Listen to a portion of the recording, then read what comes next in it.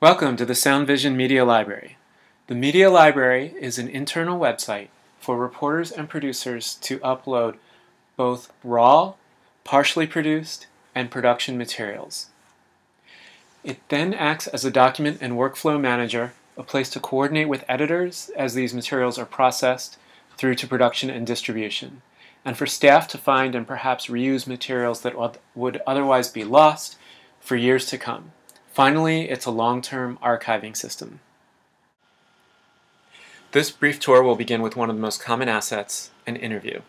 You can see that the interview here, the Mayor Don Zimmer interview, our example, is part of the Hoboken Power Emergency Story, part of the Switch program, and part of Burn and Energy Journal.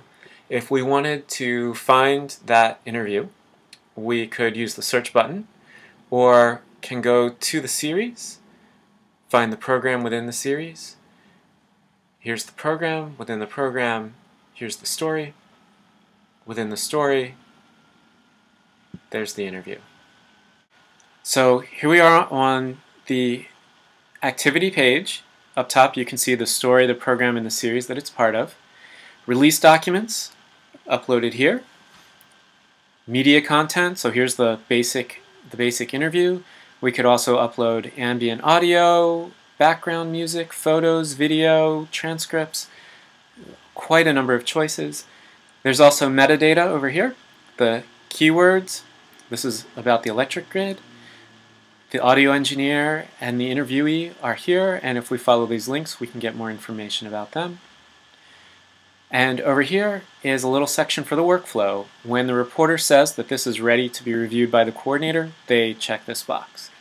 So that's a very quick look at how a user, perhaps an editor, would see the documents once they've been uploaded. The reason that we have so many levels, that we have an interview with documents uploaded into it, that's within a story, that's within a program, and within a series, is to speed up the process of entering this information so that you don't have to enter information more than once whenever possible. If information is in the story and there are multiple activities and interviews that are part of that story, you only have to enter it as part of the story container. The whole site is built on containers holding other containers, finally holding the documents. And as you start using it, especially as a reporter entering the materials, you'll see why that saves you a lot of time. The site also contains a variety of produced materials, so we're going to go up a level and take a look at the Hoboken Power Emergency Story. And here we have red for the reporter's work, the initial raw materials, and blue for produced materials. And the Hoboken Power Emergency Final, Part 1 and Part 2, have already been uploaded and are ready to listen on the site. Now I'm going to very briefly introduce how to upload materials. It's typical that some of the enclosing containers will already be ready for you if you're a reporter. So in this case, let's say that you did another interview as part of the Hoboken Power Emergency. You would find the series, so it's part of the Burn, it's part of the Switch, and when we click there, we'd see the Hoboken Power Emergency, so I'm now on that page. To create a new activity, if there's new people involved, we can add them here. To create a new activity, just click the button and fill out the form. So here's the form for the activity. It's pretty straightforward. Enter the activity name. You can enter people. They'll have roles, so reporter. As you can see, you can change these if you want to. For example, maybe this would become assistant reporter or something similar to that. If people have already been entered into the system, they'll show up, and it's really helpful if you find them rather than create new names for people that already exist. This way, if we click on this person later on, we'll have all their information, be able to see everything that they're involved in. So we have other contributors, the interviewee. Taking lots of notes is really helpful. People might be looking at this 2 or 3 years or 50 years in the future. Metadata such as the keywords, the collection date, location, which can be set simply by clicking on the map if you prefer. And down at the bottom is a checkbox ready for review by coordinator.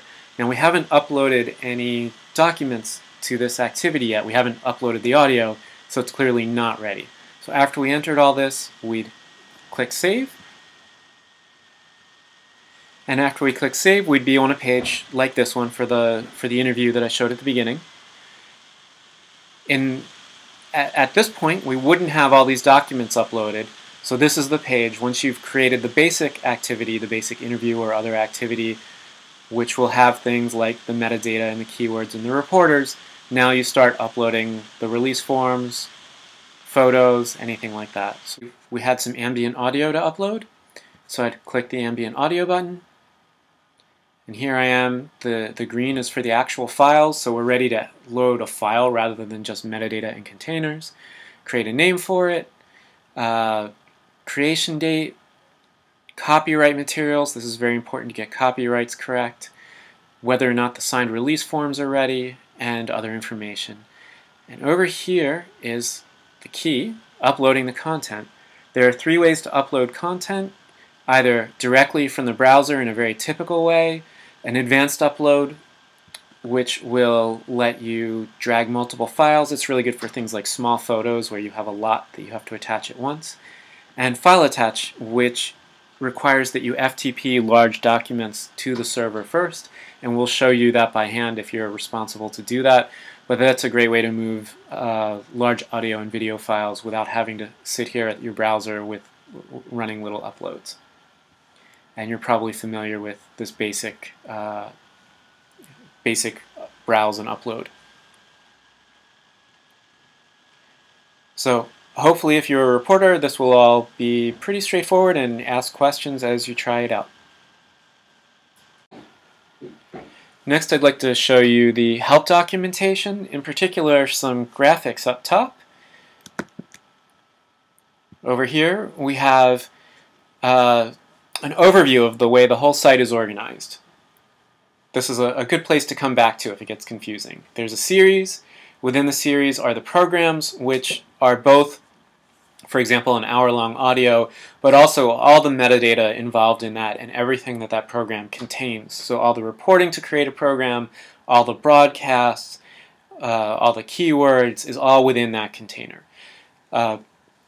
These are in purple because they contain both broadcast-produced materials, which are blue, and the reporting process and raw materials, which are red. And the actual files themselves are in green. And that's just to help you recognize where you are and basically act as a way to make the site a little bit clearer. Within the programs, you'll notice that stories and the broadcast pieces are set off against each other. You'll see that if you look at the expert section on the programs. So we keep track of which reported materials are within which broadcast, or for example, there might be a podcast or a short web piece that uses some of the stories that were part of a program, but not all of them. And the main program will probably contain all of them.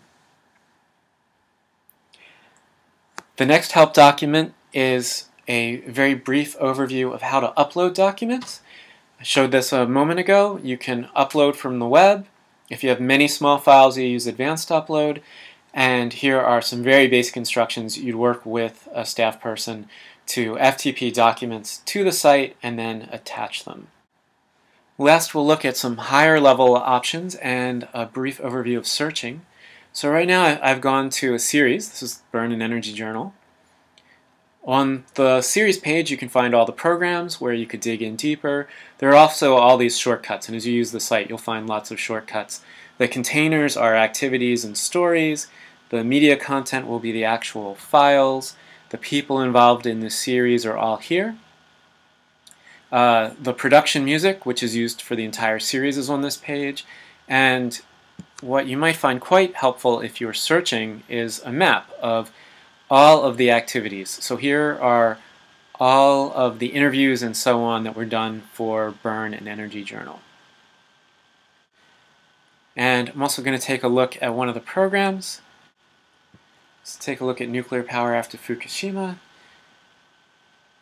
As you can see, this contains both stories, We could add a new story. This would probably be done by a staff person to add a story, although possibly by a reporter. And existing produced content. So we'll have the main program produced by SoundVision, and then other broadcasters might produce their versions. There might be a couple of different versions on the web. You can have a map of all the activities for just this program, which will be a bit smaller, just a few activities here. And in the expert section under the program, you can see that each of the broadcasts uses different stories. So the Burn Web content uses the Greg Hardy interview and the grid and nothing else. And staff people can set this so that over the long run we can keep track of which stories are in which broadcast pieces. All that kind of information will then go into the ability to search, either a rather straightforward search button here. You can come to search and nav. We'll have some roles. We also have map searching. There'll be a number of ways to navigate around the site, and you're welcome to explore. You'll find most of it up here, and trial by error is probably the fastest way to learn how to use the site. So that's a brief introduction to the SoundVision Media Library. This is the first effort to explain it with a screencast. Would love your feedback on what is confusing and how to make a better screencast. And if you're using the site, on how to improve the site. It's not completely open source, but we have an open source attitude, and if you are with another organization and would like to know how we did things, we're very likely, I need to get approval, but we would be happy when possible to share information and hopefully speed up other nonprofits trying to do similar work. So please do ask. So thanks for exploring the SoundVision Media Library.